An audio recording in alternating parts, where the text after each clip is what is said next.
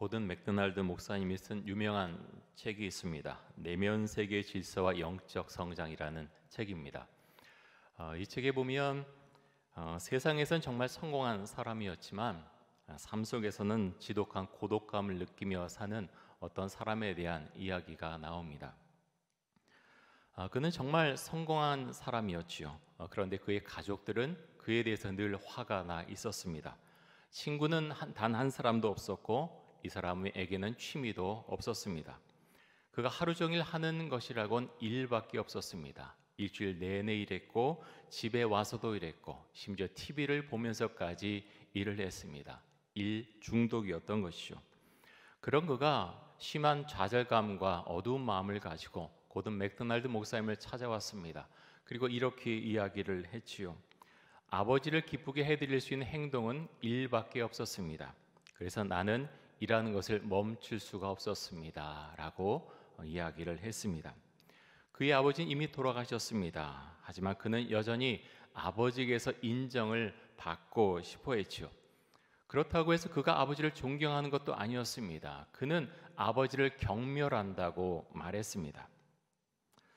그의 아버지는 인생에 있어서 가치 있는 것은 오로지 일밖에 없다고 생각했고 그렇게 일했고 그의 아들에게도 그렇게 가르쳤습니다. 그의 아버지도 친구가 없었습니다. 휴가도 가지 않았고 취미도 없었습니다. 그의 아버지는 그의 아들에게 그가 잘못한 것에 대해서 끊임없이 이야기를 하고 지적을 했지요. 아들에게 이렇게 이야기를 했습니다. 아들, 너는 실패자야. 앞으로도 항상 실패자일 거야 라고 말했습니다. 이런 아버지의 모습을 아들인 그가 꼭 닮아 있었습니다. 사회적으로는 정말 성공한 사람이었지만 그는 여전히 고독했고 너무 힘들어서 지탱할 힘이 없었습니다.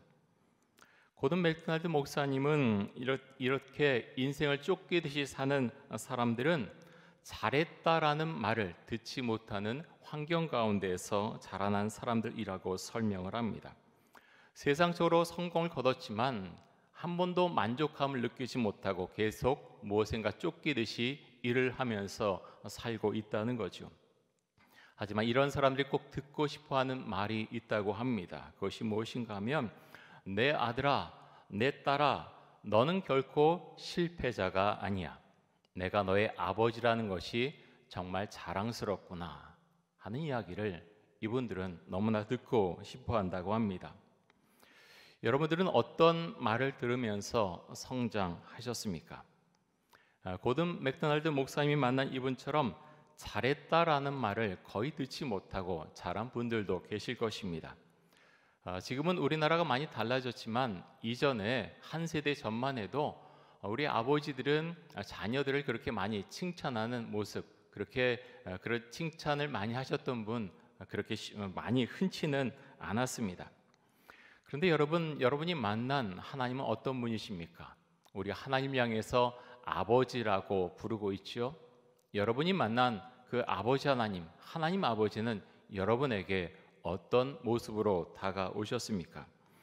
우리 하나님 아버지께서는 우리를 향해서 너는 실패자야 라고 결코 말하지 않으십니다. 우리가 이런 하나님을 아버지라고 부를 수 있는 것은 정말로 감사하고 정말 큰 은혜가 아닐 수 없습니다. 여러분, 우리는 세상 가운데서 어떻게 살아가야 될까요? 우리가 세상 가운데 나가면 하나님을 믿는 사람도 있지만 믿지 않는 사람들도 많이 있습니다. 그 사람들 가운데서 우리가 그리스도인으로 살아가려면 정체성을 분명히 갖는 것이 우리에게 대단히 중요합니다. 그리스도인은 이 세상에서 어떻게 살아가야 될까요? 라는 질문을 하기 전에 먼저 해야 될 질문은 나는 하나님을 잘 알고 있는가? 나는 하나님을 잘 알고 있는가 하는 질문을 먼저 해보기를 원합니다. 여러분, 하나님을 어떻게 만나셨습니까? 하나님을 어떻게 이해하시고 어떻게 받아들이고 있으십니까? 우리 하나님은 엄격한 분이기도 하시지만 사랑의 하나님이기도 하십니다. 아브라함을 한번 생각해 보겠습니다. 아브라함에게 있어서 하나님은 전능하신 하나님이었습니다. 하지만 그 모습 하나만 갖고 있는 것이 아니라 아브라함에게 있어서 하나님은 사랑의 하나님, 인격적인 하나님이기도 했습니다. 아브라함은 나이가 100세가 되었을 때 도저히 아이를 가질 수 없다고 생각했을 때 하나님께서 이삭을 선물로 주셨습니다. 여러분 100세에 그 아들을 얻었으니 얼마나 정말 애지중지 그 아들을 키웠겠습니까? 그런데 하나님께서 이렇게 말씀하시오. 내 아들 이삭을 번제물로 바치라. 내 아들 이삭을 번제물로 바치라. 여러분 비상식적인 이 말에 대해서 아브라함이 어떻게 반응을 합니까? 그는 많은 고민을 했을 것입니다. 많이 아파했을 것입니다. 하지만 그는 그 아들 이삭을 번제물로 바치기로 결정을 합니다. 하나님께서 아브라함이 어떤 것을 보고자 하셨습니까? 마음을 하나님께 완전히 드리는지 그의 마음을 확인하고 싶어 하셨습니다. 그의 믿음을 시험하고자 하셨습니다. 아브라함은 하나님께서 행하신 이런 믿음의 시험을 잘 통과했습니다. 예수님께서 제자들에게 말씀하시죠. 이렇게 말씀하십니다. 누구든지 나를 따라오려거든 자기를 부인하고 자기 십자가를 지고 나를 따라야 한다라고 말씀하셨습니다. 하나님께서 아브라함을 시험하신 것과 사실 예수님께서 제자들에게 하신 이 말씀, 자기를 부인하고 자기 십자가를 지고 나를 따라라 하는 말씀은 사실은 같은 말씀입니다. 똑같은 믿음의 시험, 똑같은 믿음을 주님께서 우리에게 요청하십니다. 신명기서에 보면은 종이 그 주인을 떠날 수 있는데 그 주인과 함께 있으려면 귀를 뚫어서 주인에게 충성을 맹세해야 됩니다. 마치 그런 것과 똑같습니다. 주인께서는 우리에게 물어보십니다. 너의 주인이 누구냐 하고 우리에게 물어보십니다. 여러분, 우리는 어떻게 주님께 대답을 하고 있습니까? 오늘 우리가 로마서 본문 말씀을 설교 본문으로 읽었는데요. 로마서 12장 1절에서는 이렇게 말씀합니다. 같이 한번 보겠습니다. 우리 같이 한번 읽겠습니다. 그러므로 형제들아 내가 하나님의 모든 자비하심으로 너희를 권하노니 너희 몸을 하나님이 기뻐하시는 거룩한 산 제물로 드리라. 이는 너희가 드릴 영적 예배니라. 여러분 우리가 이 말씀을 정말 수도 없이 많이 봤습니다. 많이 암송하기도 합니다. 이렇게 말씀하시죠. 너희 몸을 하나님이 기뻐하시는 거룩한 산 제물로 드리라. 이 말씀은 하나님께서 아브라함에게 이삭을 번제물로 요청하신 그 말씀과 사실은 같은 맥락의 말씀입니다. 예수님께서 제자들에게 자신을 부인하고 자기 십자가를 나를 따르라 하는 말씀과 같은 맥락에 있는 말씀이기도 합니다. 여러분 우리는 이 말씀에 대해서 어떻게 받아들이고 어떻게 이 말씀을 따라서 살고 있습니까?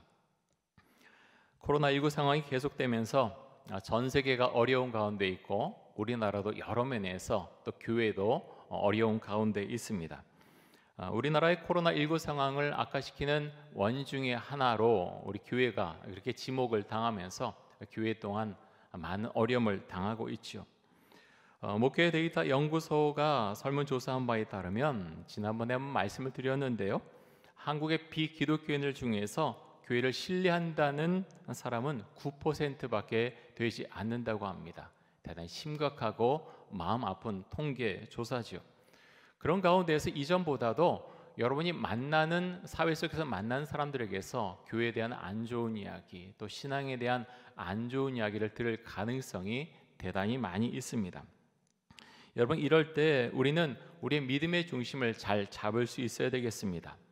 우리가 믿는 그 하나님에 대한 신앙은 어떤 사회적인 분위기를 따라다니는 것은 결코 아니겠죠. 로마서 12장 2절에 보면 이렇게 말씀하고 있는데요. 이 말씀 우리가 꼭 기억해야 되겠습니다. 우리 2절 말씀 같이 한번 읽겠습니다.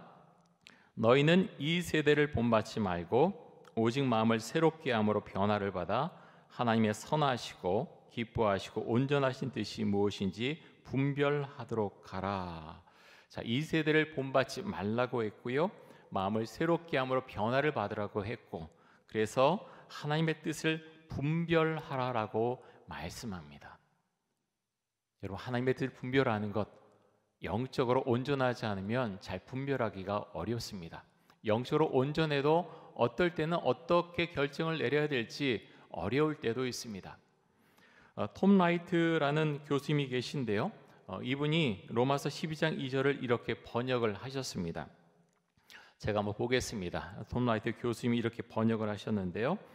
더욱이 여러분은 현 시대가 강요하는 틀에 자신을 맞추지 마십시오. 도리어 마음을 새롭게 함으로 변화를 받아서 무엇이 하나님의 뜻이고 무엇이 선하고 무엇이 합당하며 온전한지 분별할 수 있도록 하십시오. 자, 처음에 이렇게 번역을 했지요. 더욱이 여러분은 현 시대가 강요하는 틀에 자신을 맞추지 마십시오. 왜 이렇게 로마서 12장 2절에서 말씀하고 있겠습니까? 사도 바울의 시대나 지금 이 시대나 사실은 하나님께서 말씀하신 것과 다른 것들을 사회가 우리에게 요청할 수 있기 때문이죠. 바울 사도가 살던 시대는 우리가 지금 어렵다고 하지만 우리보다 신앙생활하기가 굉장히 어려웠던 그런 시대였습니다. 바울은 로마 제국의 도시들을 찾아다니면서 복음을 전했지요. 그런데 이 당시 로마 제국이 사람들에게 요청하는 첫 번째 요구사항이 무엇인가 하면 황제를 숭배하라는 것이었습니다. 황제를 숭배하라. 왜 그렇게 로마 제국이 황제 숭배를 강조했을까요? 이것은 어떤 종교적인 이유라기보다는 로마 제국에 대한 복종을 요구했던 것입니다. 로마 황제에 대한 복종을 요구했던 것이죠. 종교적인 입장에서 보면 사실은 그렇게 대수로운 것 아닐 수 있습니다. 왜냐하면 로마 제국은 일단 황제 숭배를 사람들이 받아들이면 그 다음에는 그 사람이 어떤 종교를 선택하든지 그렇게 관여하지 않았기 때문입니다. 하지만 여러분, 기독교인들은 이것을 받아들이지 않습니다. 황제 숭배 사상을 받아들이지 않지요. 받아들이지 않고 많은 사람들이 감옥에 갇히고 처형을 당했습니다. 왜 그랬을까요? 눈 딱 감고 그냥 황제 숭배 사상 그냥 받아들입니다 말하면서 잠깐 의식 행하면 되는데 왜 그것을 눈 딱 감고 하지 못하고 그렇게 신앙을 지켜나가면서 버텨나가다가 감옥에 갇히고 매도 맞고 또 처형을 당했던 것일까요? 그 이유는 이 기독교인들은 정말 주님을 사랑했기 때문입니다. 절대적으로 주님을 믿었기 때문입니다. 나 외 다른 신을 두지 말라는 그 주님의 말씀을 절대적으로 믿고 따라갔기 때문입니다. 그래서 기독교인들은 로마 제국이 휘두르는 그 칼에 수없이 무너지고 다치고 아파해야 했습니다. 톰 라이트 교수의 로마서 강해를 보면 이런 문장이 있습니다. 그리스도인은 반문화적 삶으로 부름받았다. 그리스도인은 반문화적 삶으로 부름받았다. 톰 라이트 교수의 이 말은 세상의 문화를 무조건적으로 거부하면서 살라는 말은 아닙니다. 그런 것이 아니라 그리스도인의 믿음에 부합되지 않는 것들을 세상이 요구할 때 그리스도인들은 이런 요구들을 단호히 거절할 수 있는 분명한 모습이 있어야 한다는 것이죠. 그런 맥락에서 그리스도인은 반문화적 삶으로 부름을 받았다라는 문장을 쓰고 있는 것입니다. 톰 라이트 교수는 그리스도인이 세상에서 요구받는 문화를 거부할 수 있는 용기와 힘이 어디로부터 나오는가? 그는 이렇게 설명합니다. 생각의 변화에서부터 이 힘이 나온다. 생각의 변화에서부터 이 힘이 나온다라고 설명을 합니다. 자, 로마서 12장 3절 한번 보겠습니다. 동일한 말씀을 12장 3절에서 하고 있는데요. 우리 같이 한번 읽어보겠습니다.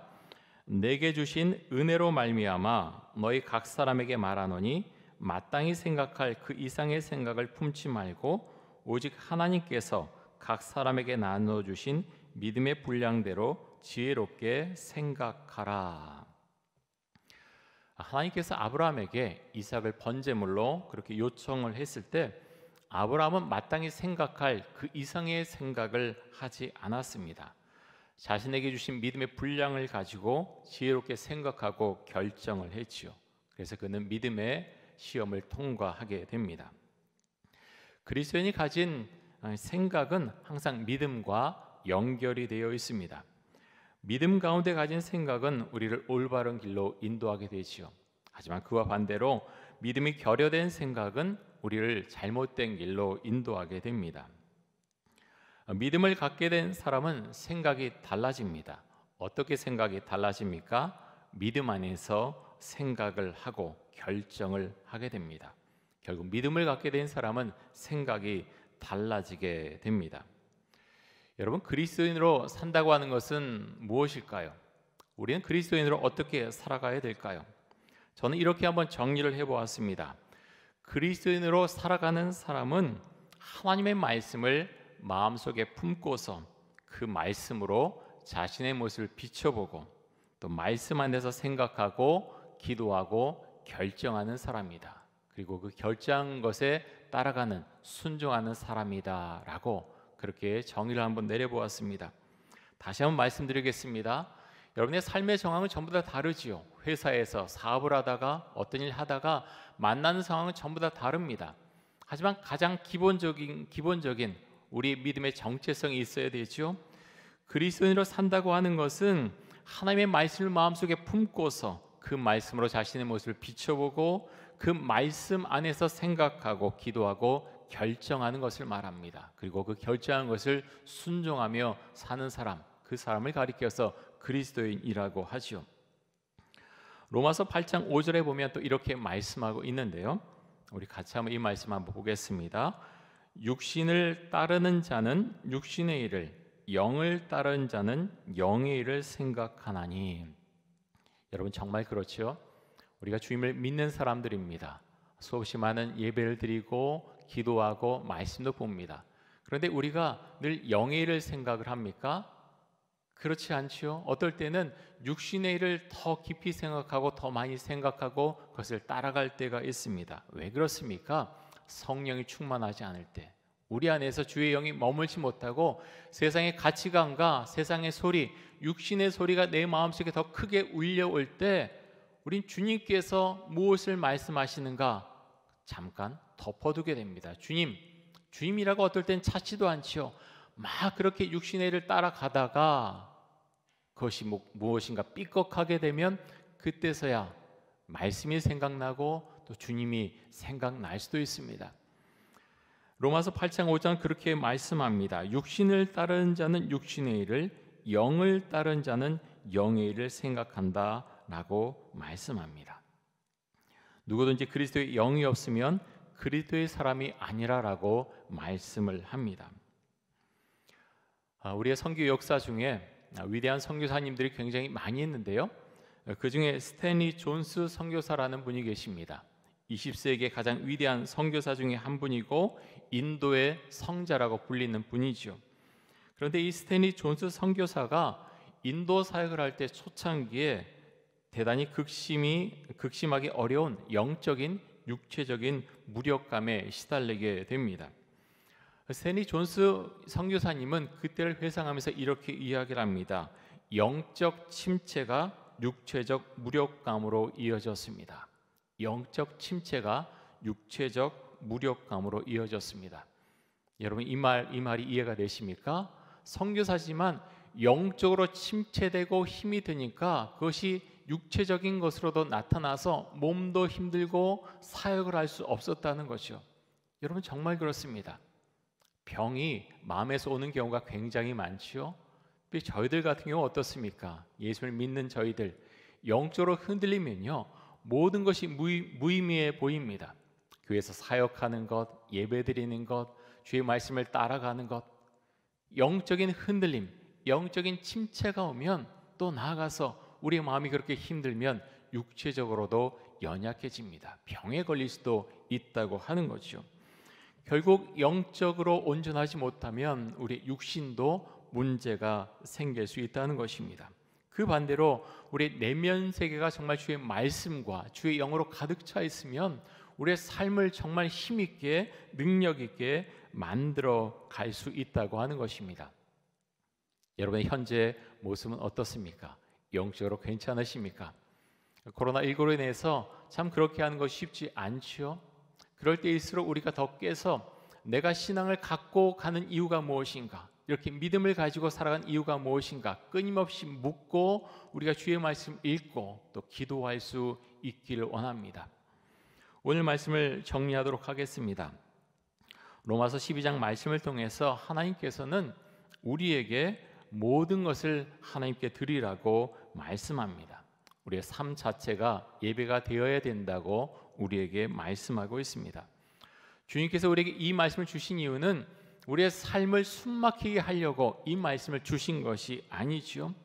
우리의 삶이 하나님과 함께 걸어가는 삶이라고 하는 것을 우리에게 알려주시기 위해서 이 말씀을 우리에게 주셨습니다.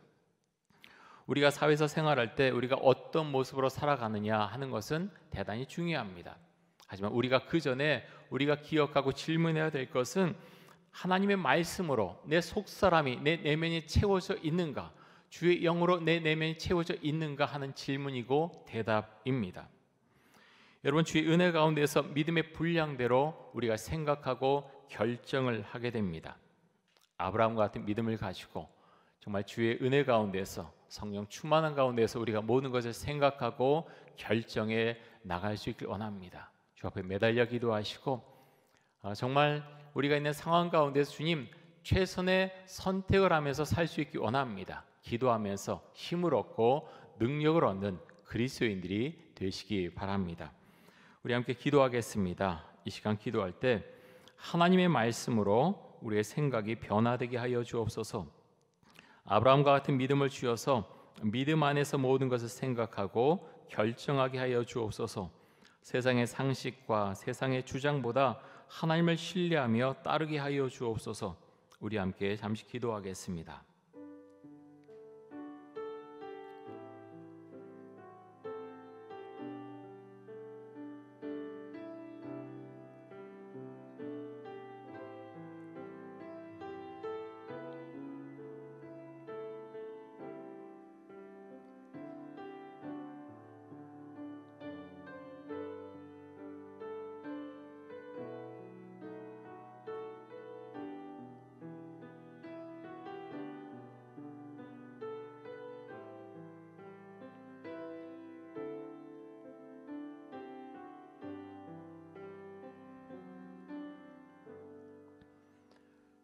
하나님 감사합니다. 우리 내면 세계가 주의 말씀과 성령으로 가득 차기를 간절히 원합니다. 우리 내면이 견고하여져서, 그래서 하나님 세상에서 우리가 어떤 일을 당해도 주의 말씀 가운데서, 주께 주시는 성령의 능력 가운데서 이 모든 것들을 감당해 나갈 수 있기를 간절히 원합니다. 우리 성도님들에게 힘 주시고 능력 주시고 은혜를 더하여 주옵소서. 예수 그리스도의 이름으로 기도드립니다. 아멘.